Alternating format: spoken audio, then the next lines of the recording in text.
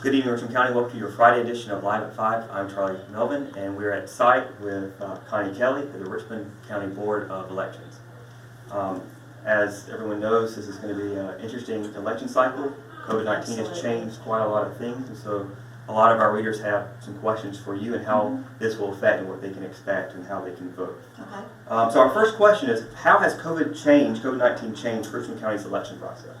Well, it's changed a lot of what we ordinarily do. We're going to have to be worried about setting up each polling location with PPE, where we're not used to that term.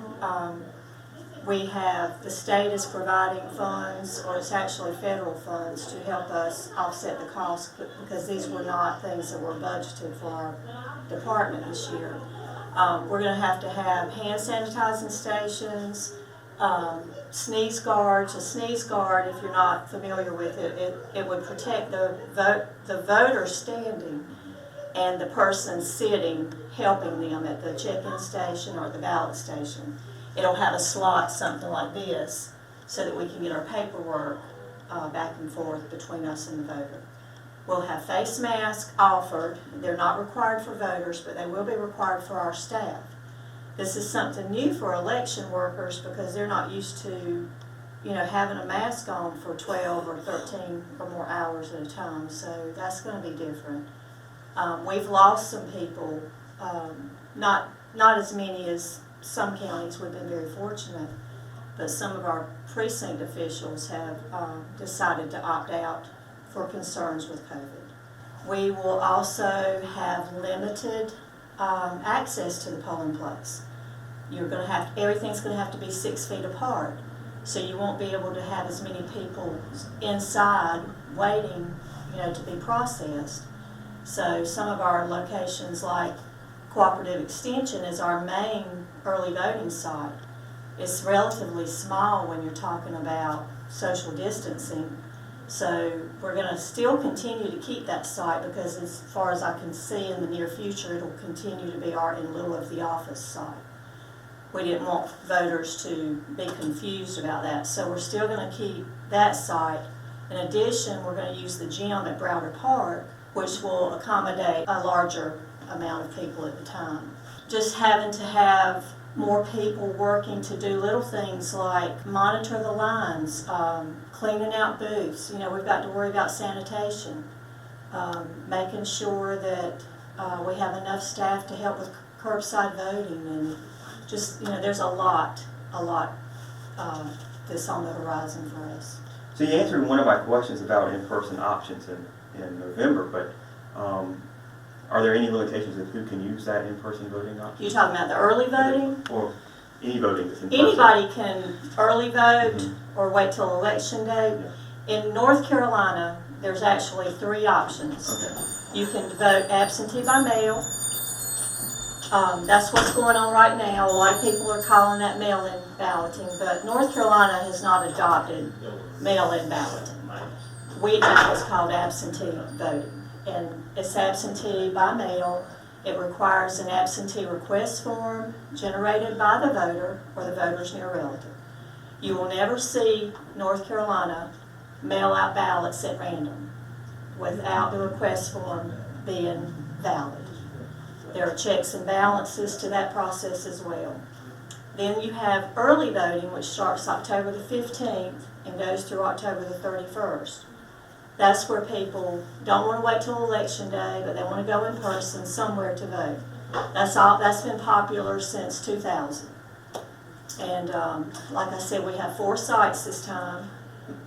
3 of the sites will be open 8 a.m. to 7:30 p.m. every weekday.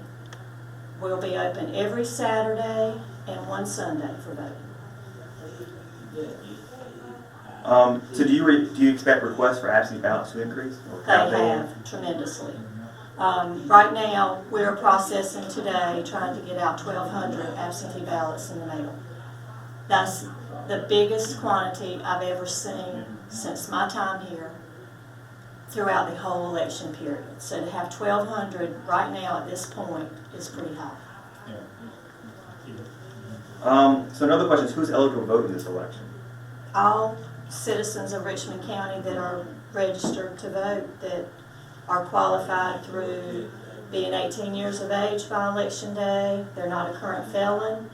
They actually reside in the county, and they're not registered somewhere else. Another question is, who processes Richmond County's ballots? Is it still done here in Richmond County? Absolutely. Okay. We have a 5-member board. They're made up of, right now we have 3 Democrats and 2 Republicans on our board.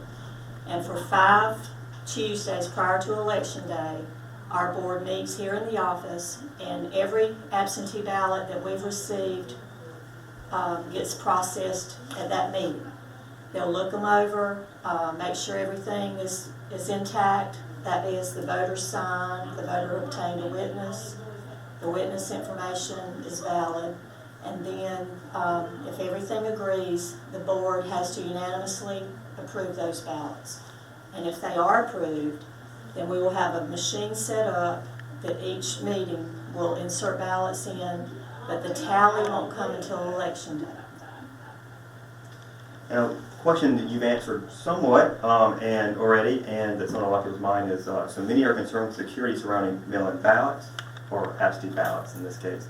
Well, what is being done to ensure that votes are recorded accurately and that fraudulent votes are not counted? Well, our system is sophisticated, it's tied into the state, and right now, out of those 1,208 that I have on record right now going out today, there's probably, I didn't check those numbers for you, but I know the last count I had, there was probably around 100 that were duplicates. So if you send in an absentee request form yesterday and next week you send in another one, the system will catch that and it will only give you that one. That's one way. When the ballots come in and they have been validated, voted, then you can't go vote in person on Election Day or at early voting because your record will have already been marked. The poll list that goes out on Election Day already has those ballots accounted for. When they come in, they're locked up in a sealed container, waiting on the board, and then once they do their part and they go into the machine, they'll be transferred into another container that has a seal on it, and that's recorded in the minutes each week. Well, thank you. Thank you for having us on site here today. Thank you. And thank you for Is that all taking you time. needed? Yeah. Okay. Thank you for having time, taking the time. I appreciate you giving us the opportunity. I know there's a lot of distrust in this process, and I want the citizens to know how hard we work trying to make sure that this is a fair and honest process. Locally owned and operated, OneStop Vape Shop is a place you'll want to check out. Whether you need vape supplies, signs, business cards, decals, or your chakras aligned, we have you covered. Our in-house print shop has quick turnaround time and is open 7 days a week. We offer a wide range of products including stones, herbs, pendants, CBD, kratom, and more. Visit us at 939 East Broad Avenue in Rockingham. At Richmond County Hospice, we strive to provide high-quality care to our patients and their families. Whether it's the incredible hospitality at the Haven House or from the comfort of your own home, you can count on Hospice to be there for you. We also offer monthly grief support groups, and our chaplain will be there to hold your hand in prayer. Through our amazing staff and our volunteers, Hospice has made difficult times easier for our community. Call the number on your screen if you feel that you or your loved one may benefit from our services. Richmond County Hospice. Peace, comfort, dignity. JC's in Rockingham has you covered for used appliances, parts, trailers, and storage. We have one of the largest selections of reconditioned washers, dryers, and refrigerators in the Sand Hills, and we offer free delivery to residents inside Richmond County. Come check out our variety of trailers for any hauling job and our storage buildings for the things you need out of the weather or house. We also carry parts and accessories for appliances, trailers, truck beds, and can order the things you need. That's JC's on South Hancock Street in Rockingham. 11 newly certified detention officers were celebrated at Richmond Community College after they graduated from the Detention Officer Certification Training Program on August 26. Prior to presenting the officers with their certificates, Dr. Dale McInnes, president of Richmond CC, thanked the many law enforcement agencies for supporting the detention officers in training and the purpose they serve with the community. Captain B.J. Knight, director of the Detention Officer Certification Course, who has made a lifelong career and Corrections also congratulated the officers for completing the 174-hour training program and for having a desire to go into this particular field of law enforcement. The next detention officer certification class begins September 14th and ends October 14th. Class will be held Monday through Friday in the Morgan Center at Richmond CC Scotland County campus in Laurinburg. Cost is $180, but the tuition fee is waived for anyone employed as a detention officer holding a sponsorship from a detention center. The Richmond Senior High School basketball community, as well as many others in Richmond County, is beginning its healing process after losing a member of the Raider Nation last weekend. Jaylen David, a 17-year-old junior in Richmond, was a point guard on the junior varsity and varsity basketball teams the past 2 seasons. On Wednesday, hundreds of family members, friends, teammates, coaches, and community supporters met at Fallen Creek Park for a balloon release to honor his memory. This season, David would have been a varsity player for the 4th-year head coach Donald Pettigrew. David would likely have split reps the point guard position with senior Patrick McLaughlin. During his sophomore season in 2019-2020, David floated between Richmond's junior varsity and varsity programs. When the varsity team suffered a couple of injuries early in the winter, Pettigrew called David's number. The final points he scored in his high school basketball career came against Scotland High School in the JV team's season finale. Playing against the Scots on February 14th, David scored 16 points as part of Richmond's 74-67 overtime win against its rival. 11 of his points came in the second half and overtime period. In part of his RO Sports feature on RichmondObserver.com, several of the 15 members of the Richmond athletic and academic community remember their friend, student athlete, and brother. Participating in this edition are 5 of his former teammates and 3 teachers. You can read the full story under Sports tab on RichmondObserver.com. Richmond Observer sports editor Kyle Pillar thought he was covering the unveiling of a new building at Richmond Senior High School on Thursday, but no such unveiling occurred. Instead, a host of parents and Richmond County Schools employees presented Pillar with $2,250 to help pay for his new hearing aids. Pillar admitted on his Facebook page August 31st that he was diagnosed 5 years ago with severe, profound, progressive hearing loss in both ears. In that post, he thanked Student Services Director Dr. Wendy Jordan and audiologist Dr. Jay Houston for helping him get hearing aids. Jordan presented the monetary gift on Thursday on behalf of the contributors, saying it was all through relationships, including the relationship Pillar has had with students not only covering sports, but also as a teacher. He is currently an English teacher in the 9th grade academy. As she presented the gift, Jordan broke down in tears, adding that it was a token for how much they love him and his wife Jordan, and how much they mean to the community. When we return, we've got your Live at 5 weather report. It's coming up after the break, so stay tuned. McNair Auto Sales is the place to buy your pre-owned car, truck, or van. To be the best, it takes big selection, friendly staff, and great pricing. We guarantee a no-hassle buying experience, and financing is available right on site.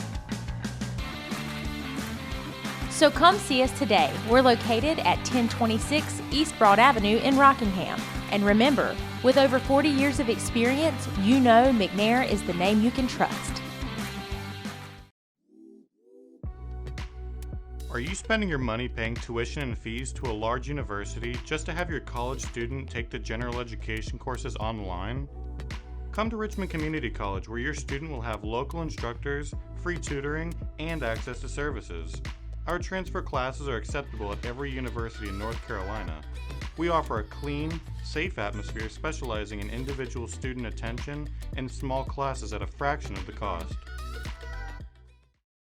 She gets her soccer skills from her mom, her sense of humor from her dad, and her drugs from her home medicine cabinet.